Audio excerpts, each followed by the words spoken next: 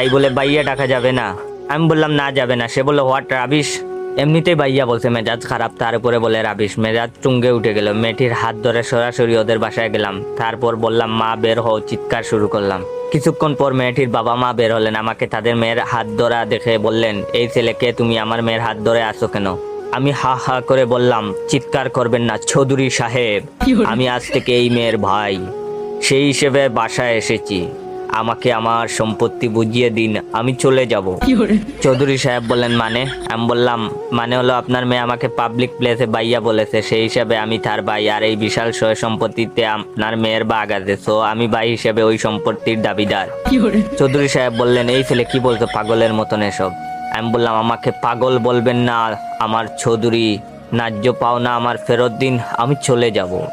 চৌধুরী সাহেব বললেন কিসের পাওনা তোমার?